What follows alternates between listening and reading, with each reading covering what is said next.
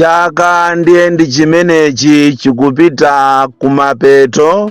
Lero ndi pa 28 December.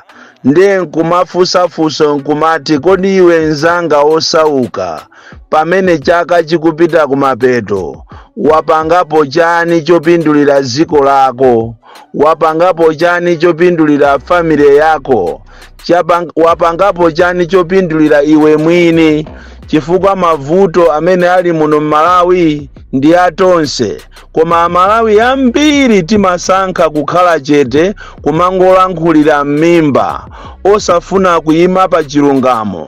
Amalawi ambiri apita ku chiwonongeko chifukwa cha mantha mu dziko la democracy. Ndi manena mobwereza kunena kuti dziko ili si la munthu, dziko ili wina samalitenge ngati ndi la ambuye ache kapena la amache kapena la atatu ache. Dziko ili ndi la ife tonse Amalawi. Choncho ndikukufunsa iwe nzanga kunena kuti mu 2024 wapangapo chani chimene chapindulira moyo wako? Wapangapo chani chimene chapindulira banja lako kapena mtundu wa kwanu? Wapangapo chani chimene chapindulira dziko? Tiyeni tiziphunzira kuyima pa chilungamo osamapanga mantha mu dziko lako, chifukwa Malawi muno muli mavuto woopsa amene ngati ife sititengapo mbali antongwetongwe amene watitola. Soka kwa iwe amene umangoyang'anira zinthu mu dziko lako osatengapo gawo, chifukwa ngati kuli anthu onama koopsa mu dziko lino la Malawi komanso pa dziko lonse ndi anthu andale. Choncho ndopofunikira kuti ife Amalawi tiziyima pa chilungamo osamaopa andale atitola kwambiri. Andi mwina funsoso lipite kwa andalewo kunena kuti kodi inuyo mwapangapo chani pa ma promises onse amene mudawalonjeza anthu nthawi ija munkapanga kampeni kuti mulowe mboma? Mulibe china chilichonse, muli anthu osauka, mukumachita kumvesa chisoni. Ena anu mafuta olozola mulibe, koma lero mwabayiba ndalama ndiye mukuwatenga Amalawi ngati zisilu. Munthu wina aliyense wanzeru wa business amapanga stock taking kuti business yake iyende bwino pakutha pa chaka, amayenera apange stock taking. Ngakhale lobungwe la MRA limachita encourage anthu kuti azipanga stock taking, aziona azichita balance. Kodi business yanga kutha kwa chaka yayenda bwanji? Funsonso kwa inu andale nkonena kuti kodi mwasogolera bwanji Amalawi? Amalawi mwasogolera bwanji? Kodi zinthu zimene mudawachita promise Amalawi mwazikwanirisa? Zijamukauza kuti muzidya katatu pa siku, Amalawi akudya katatu pa siku. Zijamukanena kuti muzathana ndi akatangale onse. Kodi chaka cha 2024 mwakwanisa kugwira ntchito za katangale kapena iya imwapitisa katangale pasogolo? Izi ndi zina mwa izo zimene inu andale munayenera kuti muziziyang'ana ndikumazifunsa nokha ndikumaziyankha. Ndithokoze kwambiri kuti kwa nthawi yoyamba taonapo Minister of Information akuvomereza kunena kuti nyanja tagulisa komanso mapiri ena tagulisa, ndicholinga kuti tipeze mafuta. Amalawi ambiri tidali ndi mafunso ambiri poona kukhala chete kwa chakwera. Kodi chachitika nkhani ya nyanja ndi chani? Koma tithokoze kwambiri Minister of Information Afana Moze kunena kuti mutafusidwa ndi mtolankhani wa pa MBC kodi vuto la mafuta mulithesa bwanji ndipo mafuta azatha liti? Mwanena kuti ayipadakali panopa tili pa ndipiti wogulisa zinthu zathu, chifukwa opanda forex ndiye kuti zinthu sizingayende bwino muno Malawi. Kodi zogulisazo ndi chani? Mwachulapo za nyanja akomanso mwachulapo za mapiri, kuzonza kuti mapiri ena ngati phiri la Mulanje ndi mapiri ena otchuka agulisidwa. Komanso nyanja ya Lake Malawi, nyanja yathu ya Malawi imene mawiki yapitawa yapezedwa kuti yatengedwa ndi dziko la Tanzania. Ifetu tinkadabwa kunena kuti kodi chimene chikuchitika ndi chani? President wangokhala chete sakulankhulapo china chilichonse.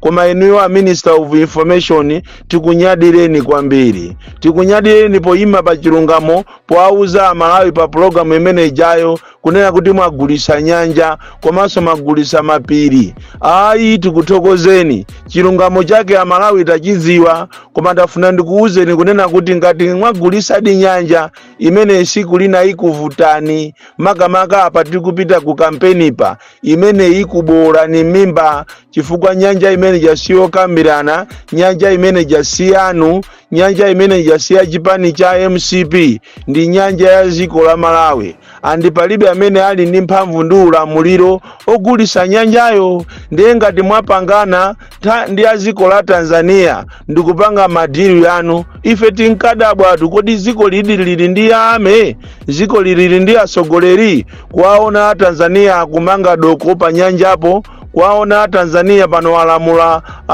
ana ammasukulu kuti aziphunzira kunena kuti nyanja ija ndi yawo. Ayi tikuthokozeni a Minister of Information poasegula Malawi maso kuti mwavomerezano sopano mwanena chilungamo pa MBC exclusive. Atakufunsani nsikana uja kuti kodi vuto la mafuta tilithe saliti, inu mwaulula kunena kuti ayi apapa tapeza zinthu zogulisa ina mwayiwo ndi nyanja. Tikuthokozeni kwambiri. Tipembeso ma ministers ena mutengerepo phunziro, mutenge zimene apanga a Minister of Information poulula. Mwachisanzo teni tipite ku Ministry of Health.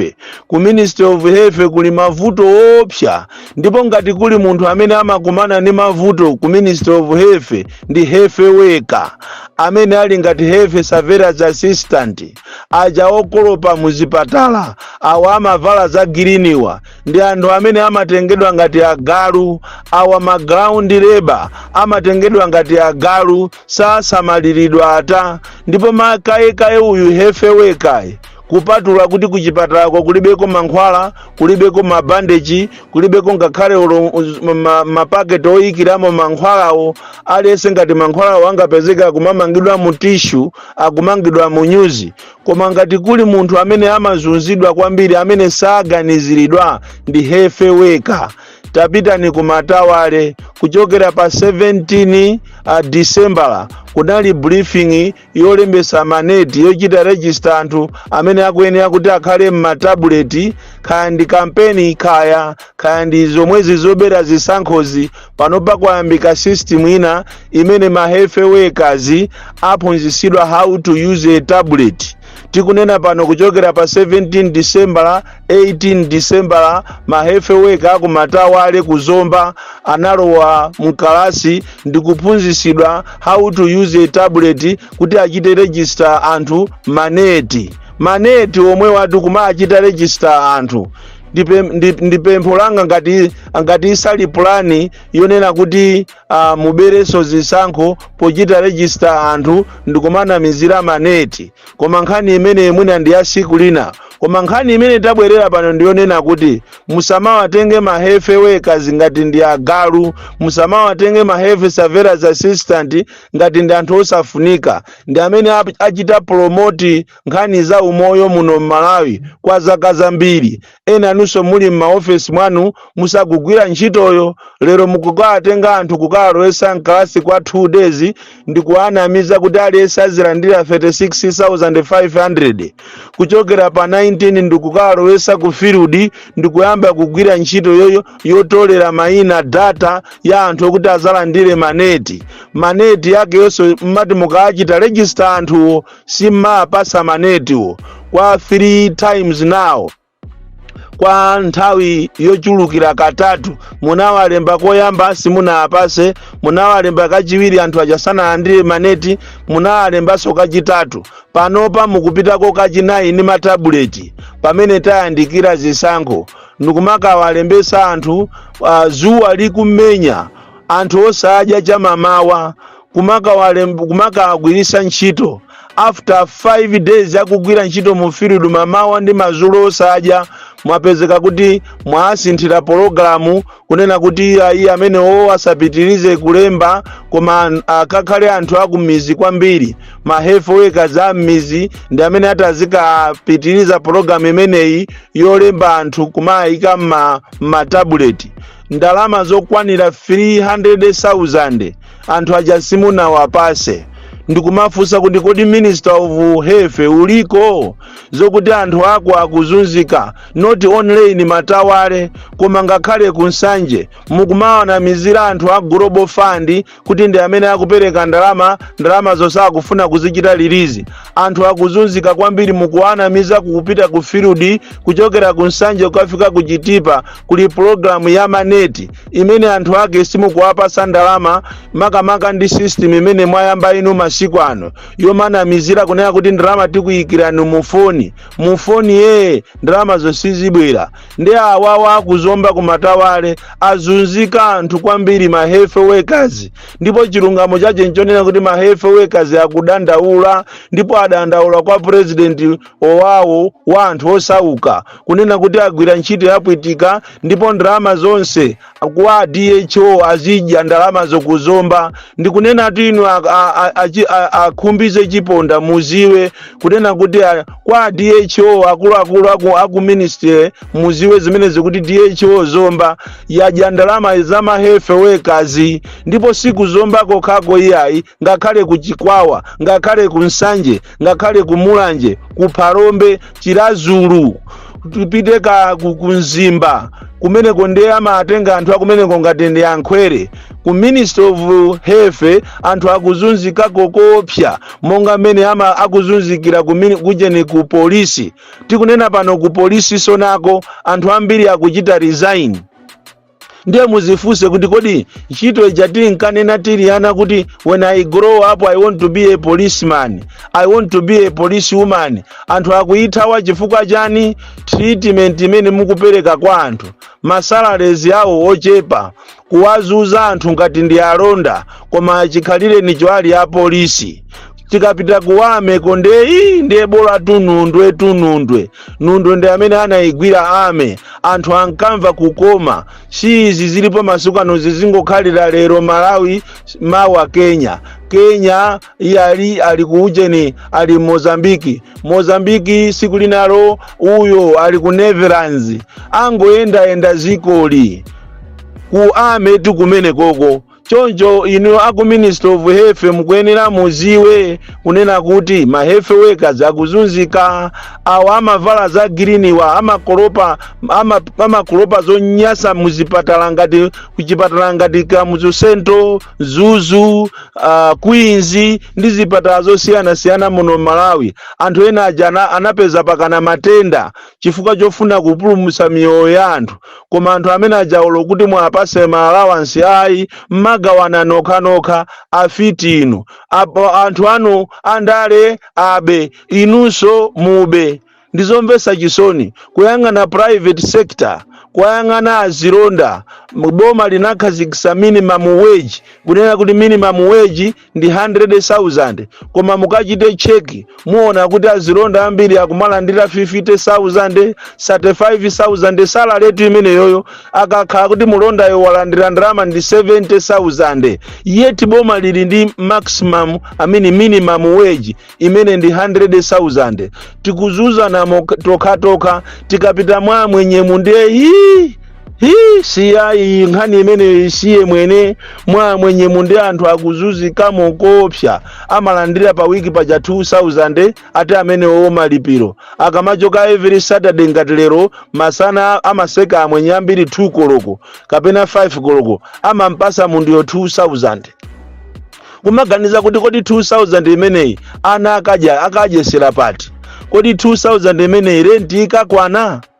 Anthu mmanyumba mwakukhalira kudya bonya iyayi akachita mwayi akadya bonya kapena iyayi tine kuti anthu akukhalira soya pieces osakhala soya pieces ajo wa mapaketi ayi uja akumabwera muthumba ujayo anthu kumango muyeza pasikero kapena kumamuyika mambuwa anthu ndikumagula.